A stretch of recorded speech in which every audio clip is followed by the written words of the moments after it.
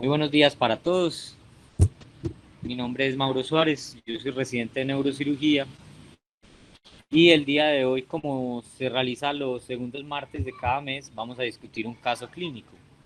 El caso clínico del día de hoy es sobre la neurocirugía pediátrica. Entonces vamos a exponer el caso. Se trata de un paciente masculino, 7 años de edad. Es un paciente que tiene un antecedente de asociación Bacter. El paciente tiene una extrocardia, tiene un antecedente de un reflujo vesiculolateral grado 5 que fue corregido por urología y cirugía general. Tiene agenesia del radio y un pulgar hipoplásico, configurando esta asociación. Adicionalmente, el paciente tiene Klippel-Feil y tiene una hipertrofia de adenoides. El motivo de consulta, por lo que el paciente fue llevado a neurocirugía pediátrica, es porque el paciente ya había logrado una adecuada continencia esfinteriana durante el día y la noche, pero desde hace un mes el paciente está presentando enuresis.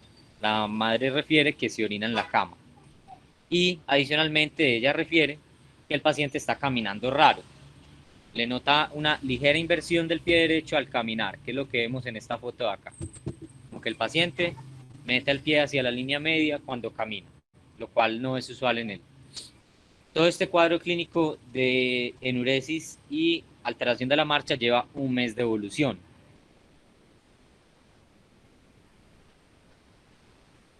Al examen físico, principalmente el neurológico, el paciente tiene una marcha independiente, pero se nota una paresia bilateral de S1 con una fuerza 4/5. El resto de miotomas es de 5/5 y en los reflejos se encuentra una hiperreflexia en el miembro inferior izquierdo, tanto rotuliana como aquiliana, con Babinski de ese lado, y una hiporreflexia aquiliana en el miembro inferior derecho. Con este cuadro clínico y estos hallazgos al examen físico, le quisiera preguntar primero a los compañeros que están en la charla, no sé si algún compañero quiera participar, qué diagnóstico sindromático propone en este paciente, es decir, dónde consideraría que puede encontrarse la lesión que condiciona esta clínica y qué paraclínico solicitaría para confirmar ese diagnóstico. ¿Qué más, Mauro? ¿Cómo estás? Bueno, Mauro, Lucas, pues con ¿bien el o qué, cuadro hermano? clínico pensaría en un paciente con una médula anclada. Para confirmarlo, lo que se tiene, pediría una resonancia magnética y una urodinamia también por la manifestación que refería la madre de la neuriosis para ver cómo está, si tiene ya un compromiso con una diga neurogénica. Una médula anclada. ¿Dónde crees que está la lesión? Pues por lo general podría tener algún compromiso como un filo linfomatoso, un resentimiento nivel bajo, por debajo, por debajo del E2. Listo. ¿Le mandarías resonancia lumbar o le mandarías resonancia del eje?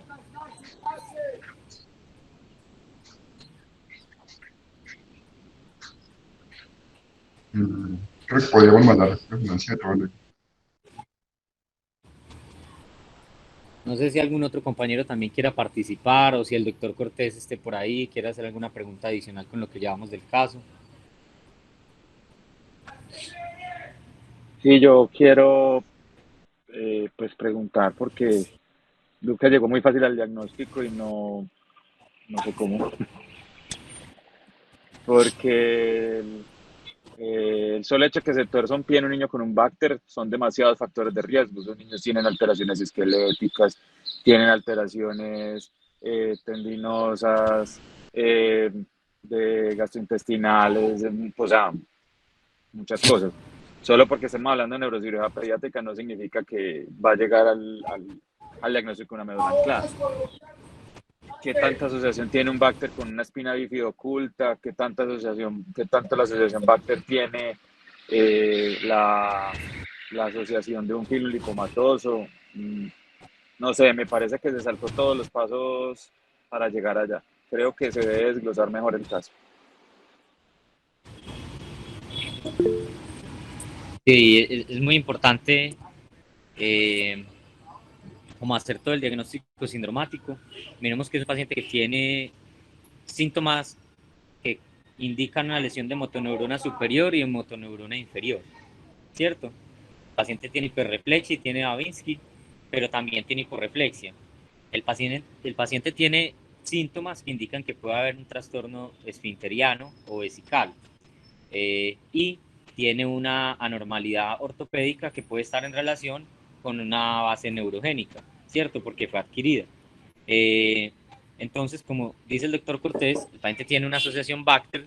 Recordemos que son múltiples anormalidades las que se pueden presentar. Eh, en estos pacientes podemos tener, digamos, muchas posibles causas que pueden conllevar a alteraciones neurológicas. En este paciente se realizó una resonancia del neuroeje. Digamos que para los fines de la charla, si bien tenemos anormalidades a nivel de todo el neuroeje, ¿cierto? Recordemos que es un paciente que tiene Klippel-Feil, es un paciente que tiene otras anomalías esqueléticas. Lo más relevante lo encontramos en la resonancia lumbar, como hablábamos con Lucas. Voy a poner el video de la resonancia y no sé si algún otro compañero quiere decir los hallazgos de esta resonancia, hacer una descripción semiológica de la resonancia.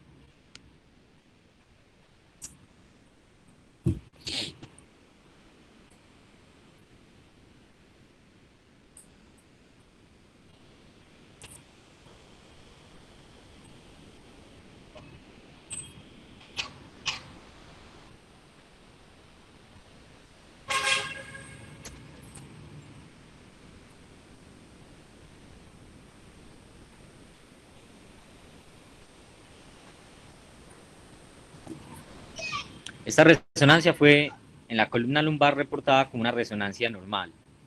El paciente llega con un reporte de resonancia normal. No sé si alguien encuentra alguna normalidad en la resonancia. Hola, Mauro. Carlos, ¿bien Pues o en qué? primer.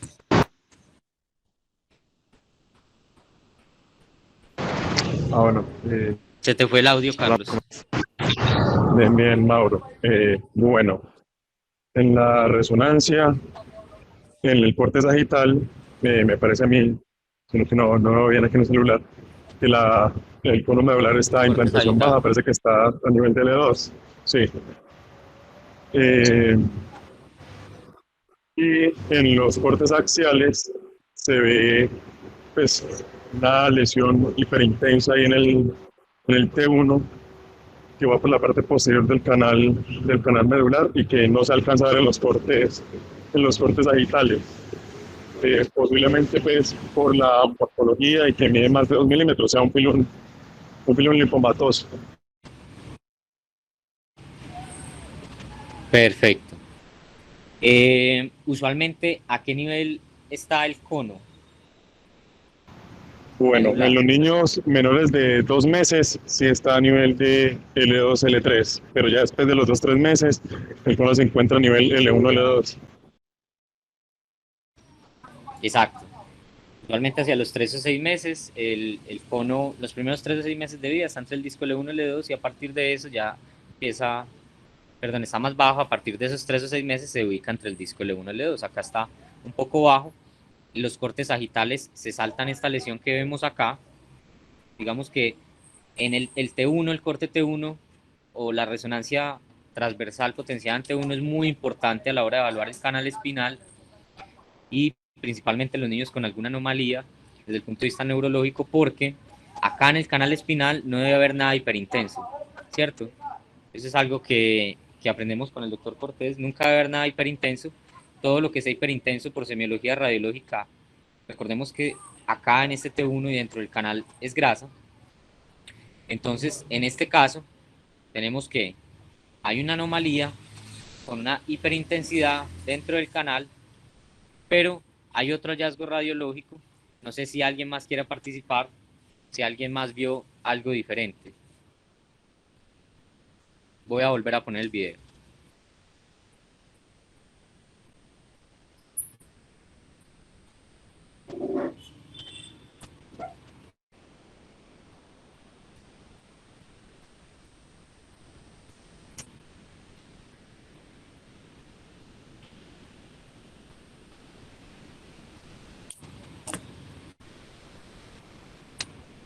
Entonces, veamos que los cortes axiales, en la región sacra, hay una espina bífida, ¿sí? Hay un defecto en la fusión de las estructuras óseas en los arcos posteriores del sacro. Entonces, este paciente tiene una espina bífida oculta, asociada a un cono que está en una posición baja y a una lesión hiperintensa en el canal. Entonces ya vimos las anormalidades. Como decía Carlos, el filum usualmente es una estructura que va a anclar el cono medular al sacro y que cuando tiene un diámetro mayor a 2 milímetros hablamos de un filum grueso. El filum de este paciente medía 3.5 milímetros en el diámetro transverso y 3 milímetros en el diámetro AP, y adicionalmente vemos que era transverso en la resonancia potenciada en T1. Un cono medular que está bajo el disco L1, L2, ¿sí? Después de los 6 meses no debemos ver conos medulares debajo de este disco L1, L2. Obviamente, la sola posición anormalmente baja del cono no condiciona el diagnóstico de médula anclada, pero esto es un hallazgo anormal en este contexto. Y tenemos unas espinas bífidas sacras. Es un paciente con una espina bífida. Entonces, si recapitulamos, que es el ejercicio Mauro, un que hablamos con el detalle, doctor Cortés, profesor. un detalle que también les recalco mucho a ustedes es ese signo indirecto de ver cómo el saco se tira hacia atrás y se pega del borde de las Sí, láminas, y eso está hablando de que también además es corto porque lo jala hacia atrás como si estuvieran clavados. sí, señor. Así es. El filum y el cono pegado hacia atrás. Entonces, si hacemos el ejercicio que hablamos ahora con el doctor Cortés, de juntar todo para dar un diagnóstico en el paciente, tenemos un paciente de 7 años, una asociación Bacter que tiene múltiples condiciones asociadas con signos de primera y segunda motoneurona, un filum terminal hiperintenso en T1 tirado hacia atrás, engrosado, con un cono medular por debajo del L1, L2 y unas espinas bífidas. Entonces estamos ante un diagnóstico etiológico y, como decíamos, es una médula anclada dada por un filum lipomatoso en el contexto de un paciente con una espina bífida oculta. ¿De acuerdo? ¿Qué estudio adicional solicitaríamos en este paciente para definir algún tipo de conducta y por qué?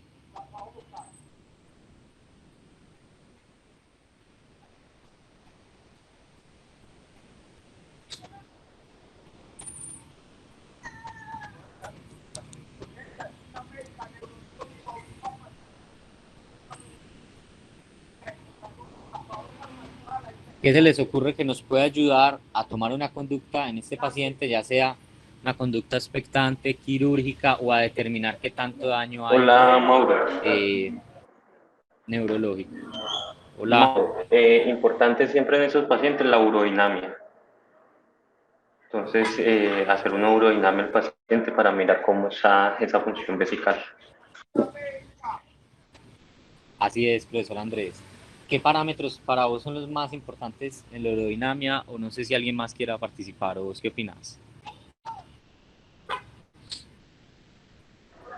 Mauro, pues la principal asociación en estos pacientes es la hiperreflexia. Entonces sería descartable principalmente que no tengan hiperreflexia. Ellos también hacen disfunción entre la asociación entre el detufor y el trígono. Hacen una vejiga, pues sí, hiperrefléctica, que es lo principal, descartable eso. Listo. La aerodinamia es muy importante.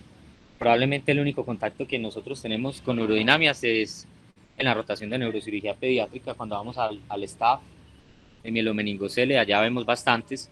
Es un estudio que, digamos que uno lo puede simplificar y que nos va a determinar si el paciente tiene o no una vejiga neurogénica, y nos va a ayudar a dos cosas básicamente. Lo primero, determinar si tiene o no esa vejiga neurogénica, y lo segundo es, en pacientes que ya tienen una alteración, hacer un seguimiento y determinar cuándo el paciente ha mejorado o cuándo el paciente viene empeorando, lo cual nos va a ayudar a definir conductas. Aquí tenemos la urodinamia del paciente.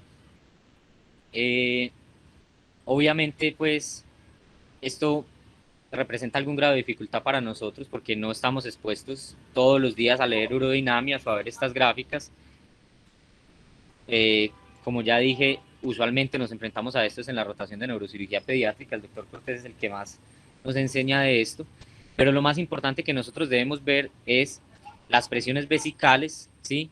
Mirar cómo es la actividad de la vejiga, la actividad electromiográfica, porque como dijo Andrés, va a haber una hiperreflexia vesical, ¿sí?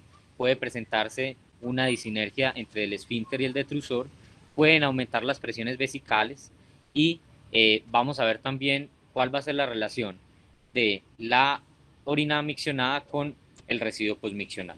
Entonces, adicional a estas gráficas que nosotros tenemos acá, que son muy importantes porque son las que nos van a marcar cuál es la curva pues, miccional de ese paciente, tanto eléctrica como de flujo, vamos a tener unos valores que van a ser muy importantes.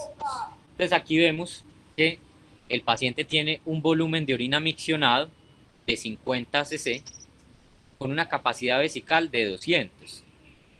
Entonces vemos que no está generando un volumen de orina miccionado ni del 50% de la capacidad vesical y que adicionalmente tiene un residuo postmiccional de 150. Un residuo postmiccional patológico es variable dependiendo algunas revisiones, pero en general residuos postmiccionales mayores al 10 o 20% de la capacidad vesical total en los niños se consideran patológicos. Y adicionalmente vemos que tiene una presión máxima del detrusor por encima de 132 centímetros de agua. En la mayoría de revisiones, presiones por encima de 45-50 centímetros de agua en los niños son consideradas patológicas. Pero lo más importante probablemente de la urodinamia es poder establecer una comparación. Y este paciente, por sus antecedentes renales, vesicales y la asociación de la cual ya hablábamos, ya traía urodinamias previas. El paciente tenía una urodinamia del 2019 y una del 2021, adicional hasta el 2022. Aquí les traigo la del 2021. Vemos cómo el residuo postmiccional pasa de 43 mililitros a 150 mililitros. Y la presión máxima del detrusor pasa de 98 centímetros a 132 centímetros. Entonces tenemos una vejiga que está manejando presiones más altas y que está teniendo un mayor residuo postmiccional. Es un claro deterioro de la función vesical.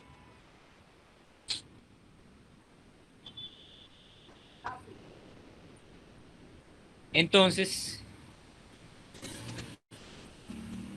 tenemos que es un paciente que tiene una médula anclada con un filón lipomatoso en el contexto de una espina bífida oculta, lo cual es muy importante porque no es igual el pronóstico de una médula anclada con una espina bífida oculta que con una espina bífida abierta, y que en las urodinamias seriadas tiene un aumento de las presiones vesicales y un aumento del residuo postmiccional. Entonces, nuevamente, para los compañeros o los profesores que quieran participar, ¿qué conducta tomarían con este paciente? ¿Ofrecerían cirugía, manejo conservador con resonancias urodinamias seriadas o alta por el servicio de neurocirugía?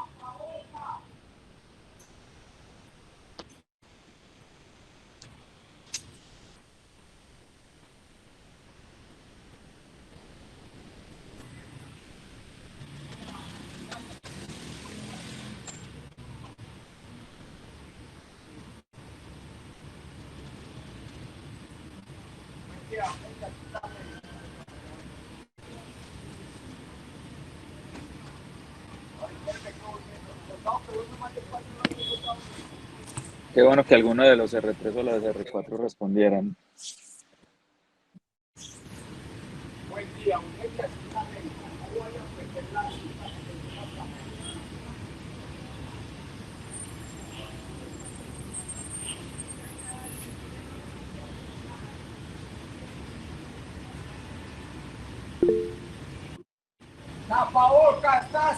Recordemos que es un paciente con el diagnóstico clínico e imagenológico de médula anclada, ¿cierto?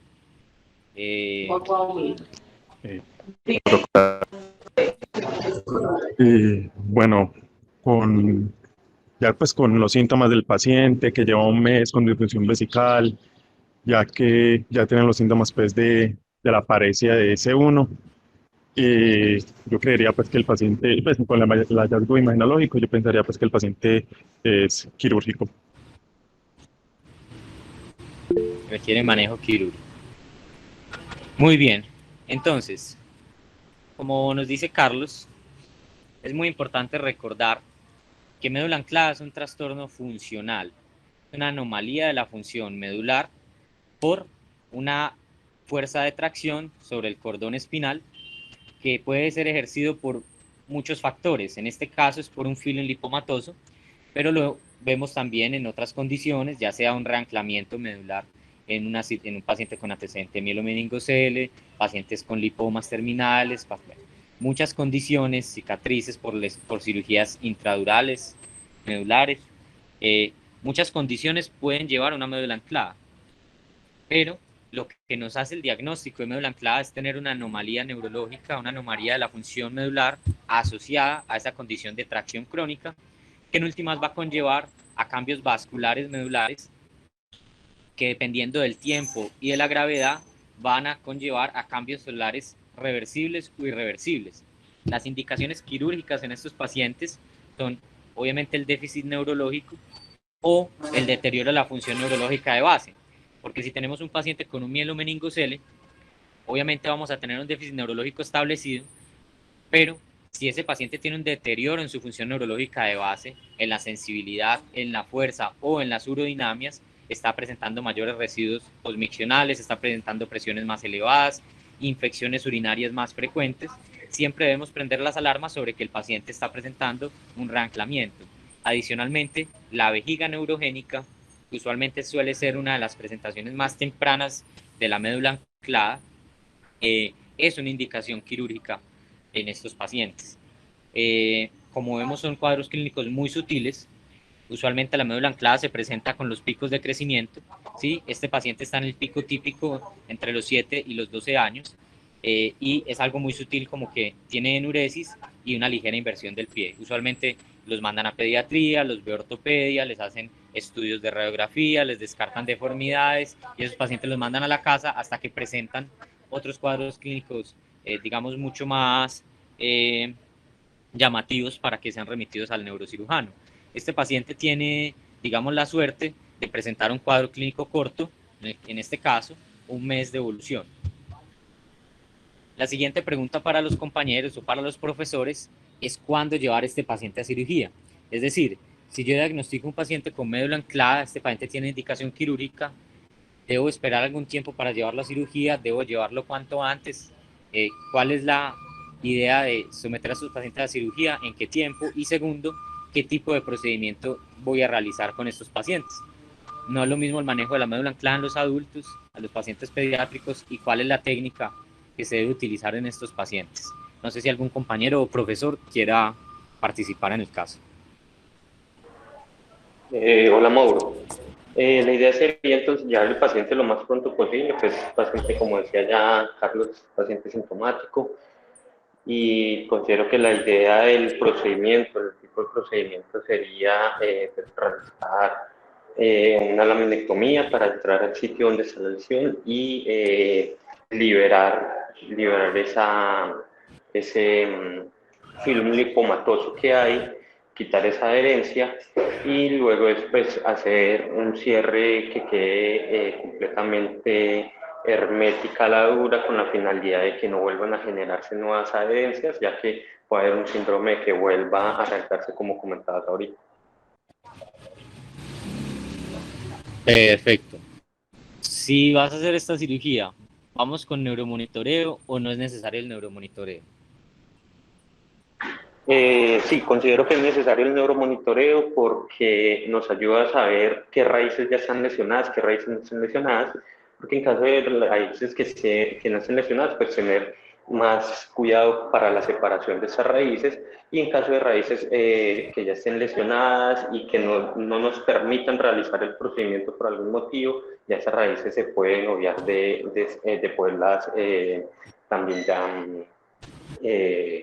pues cortar. Muy bien.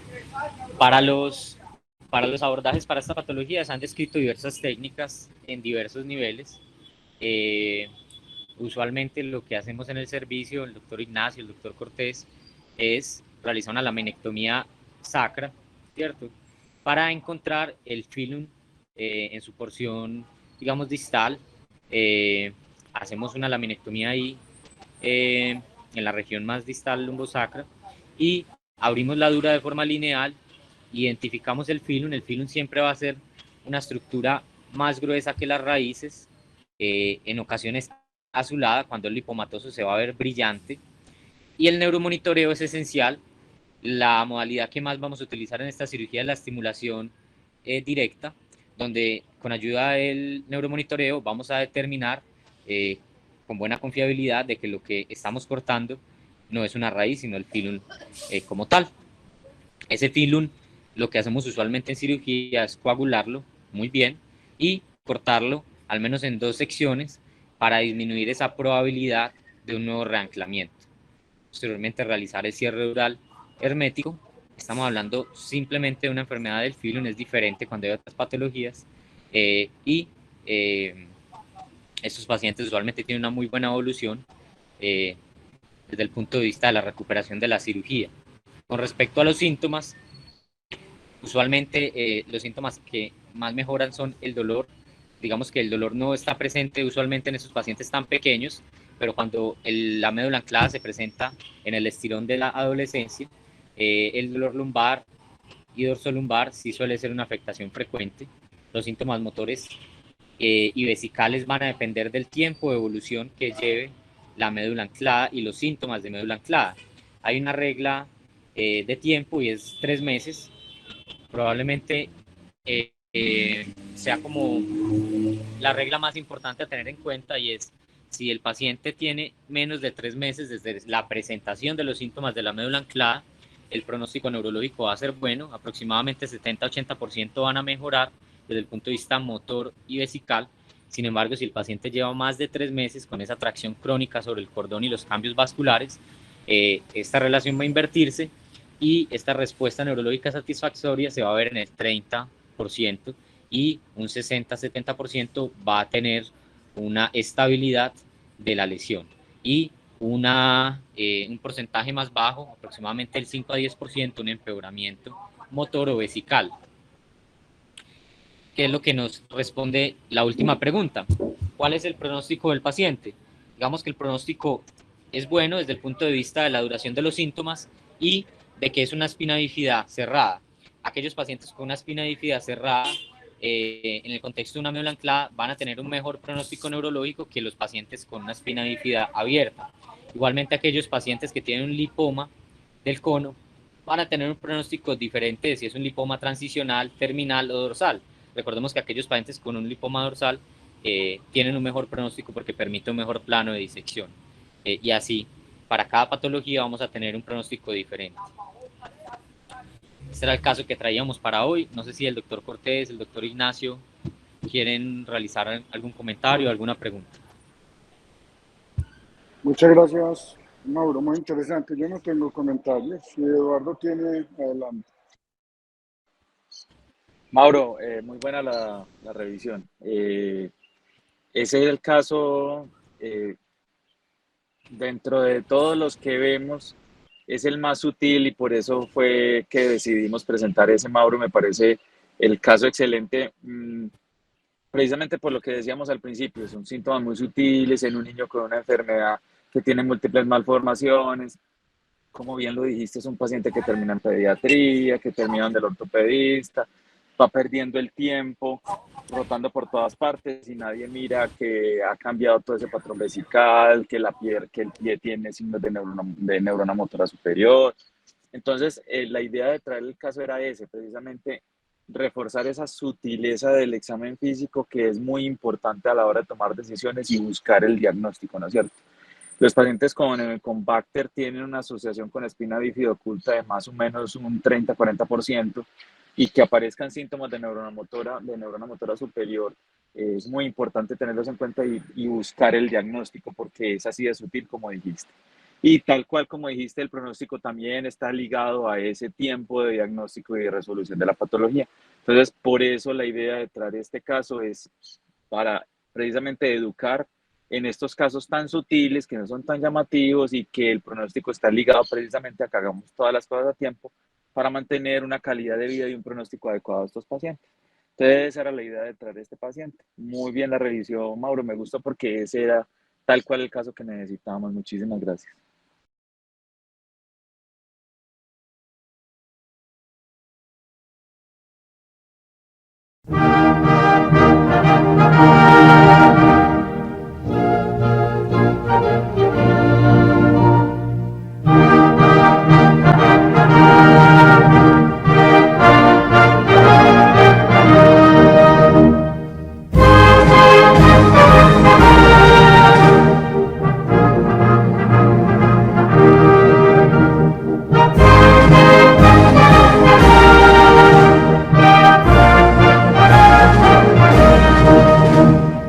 Cantaremos entusiastas a nuestra universidad,